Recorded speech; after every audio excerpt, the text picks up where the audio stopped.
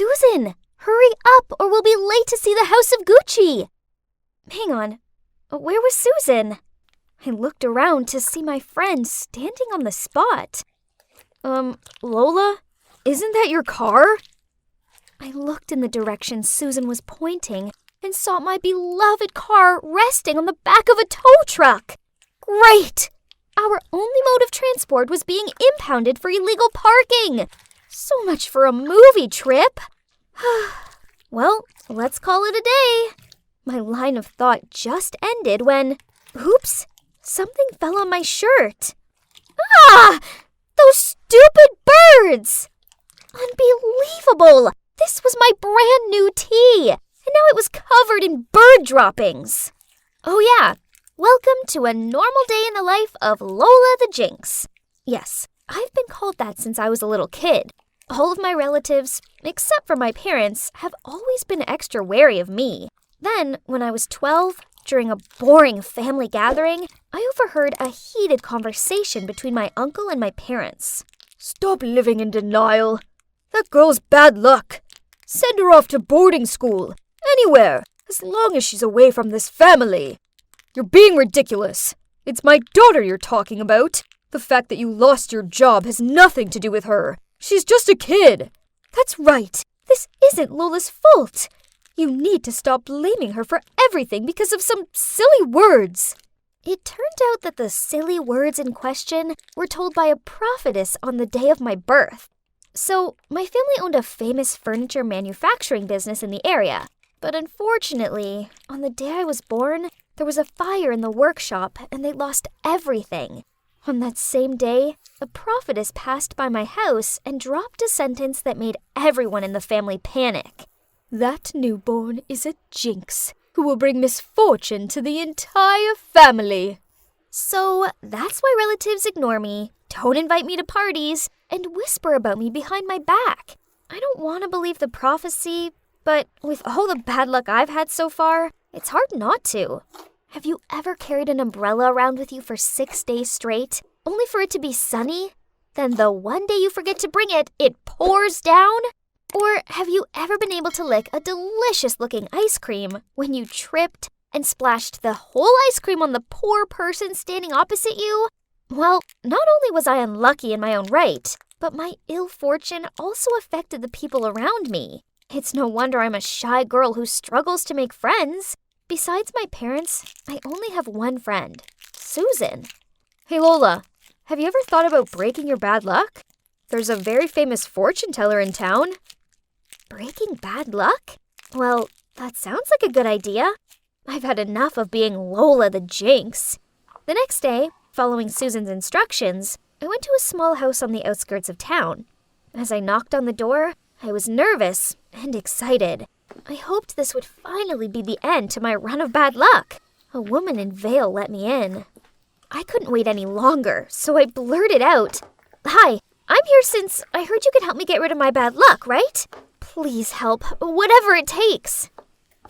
The fortune teller sat still for a moment, then a smile lit up through her veil. You're Lola, daughter of the Gonzalez family, right? I was stunned. Whoa, she was good at her job. I mean, I hadn't even introduced myself yet.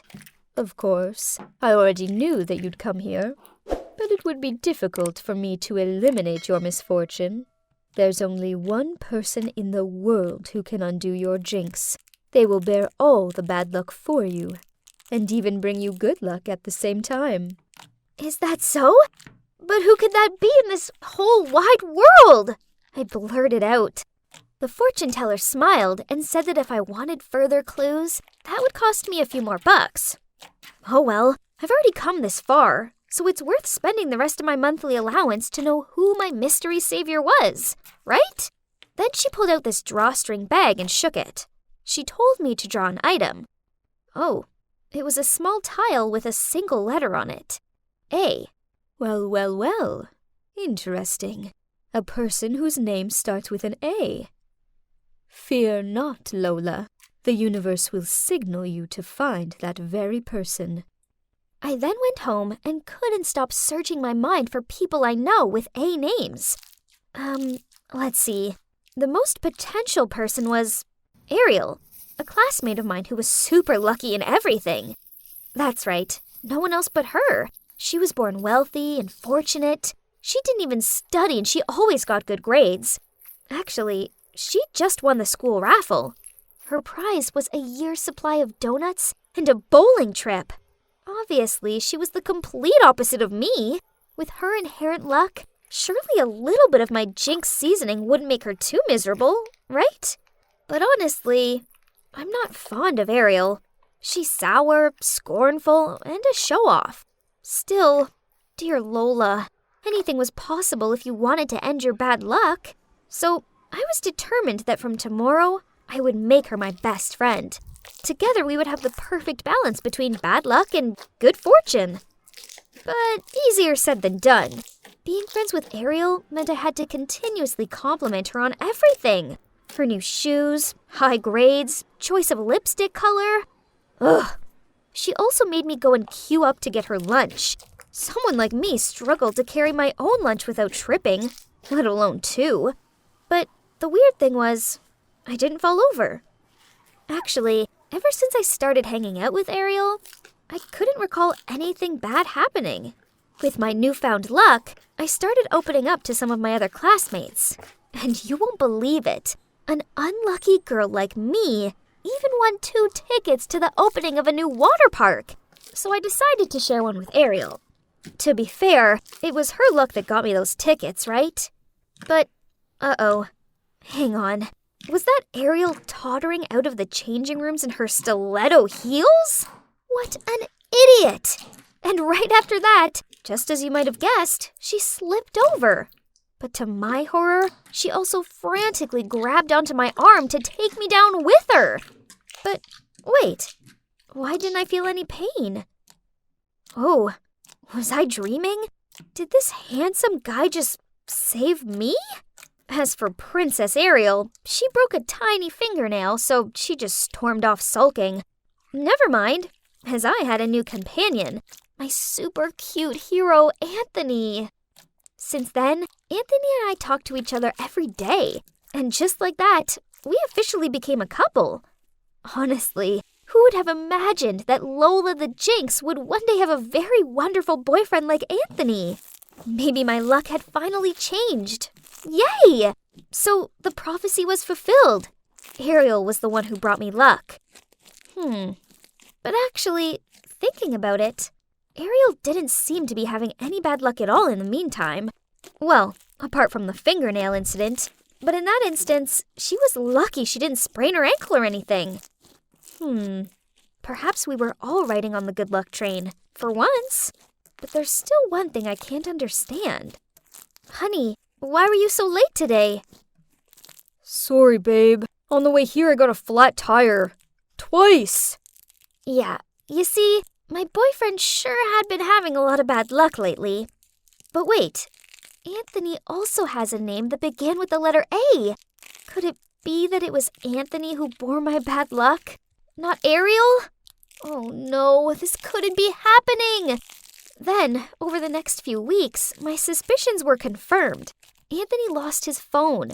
He misplaced his assignment, picked up the wrong dog from the vet's, and even managed to walk into his mom's brand new, expensive vase. Smash! I could continue to be a jinx, but I didn't want any of my loved ones to endure this fatigue for me. Instead, I needed to find a way to help Anthony get out of this for good. Maybe he could befriend someone super lucky. Then this would reverse his bad luck. With this plan in mind, I planned a picnic for us both, then invited the luckiest person I knew along too, Ariel. At first, it seemed to be going really well. It wasn't raining, and there weren't ants in our sandwiches. But then I noticed Ariel giggle and twizzle with her hair as she looked at Anthony. Oh no, Ariel had a crush on my boyfriend. The problem was, the more I saw them together, happy and bad luck free, the more I concluded that Anthony was better off without me. So I started ignoring his calls and messages and purposely avoided the places I knew he would be. All was going well, until he showed up outside my school. Ugh! Lola, why are you ignoring me? What did I do wrong? I pretended not to hear anything and kept walking, but he ran after and caught me by my wrist. So I yelled at him, "Nothing! You're perfect! That's why I stopped talking to you. I'm a jinx, and you deserve better."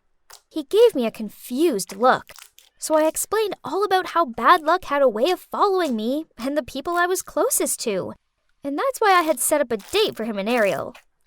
You're such a fool. Are you seriously ready to throw away what we have because of some stupid prophecy? Plus, I'm not an object for you to just give away to whoever you want. Then he stormed off. This was awful. Now I'd gone and lost my amazing, sweet, caring boyfriend, and I only had myself to blame. Later that night, Mom walked into the living room and saw me slumped on the couch crying. She asked me what was wrong, and I blubbered out all about my bad luck, the fortune teller, and how I lost my boyfriend because of it. I think it's time I visited this fortune teller. It might be the prophetess from the day you were born. I didn't see her back then as I was in the hospital with you. If it really is her, I'm longing to know why she decided to put so much stress on our family with her ludicrous words. The next day, Mom and I went to the fortune teller's place.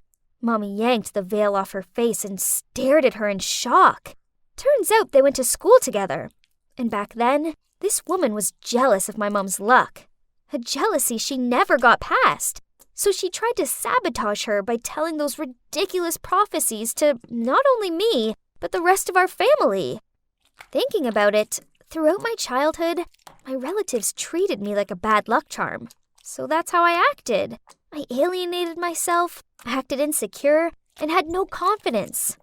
Maybe it was my negative energy that was making me unlucky, not some dumb prophecy.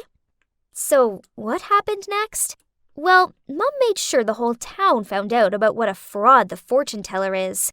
She wrote a public apology to us and paid us compensation. As for me, I decided it was time to make my own luck. So I went round to Anthony's and handed him 2 tickets for the water park, and I apologized for all my superstitious nonsense.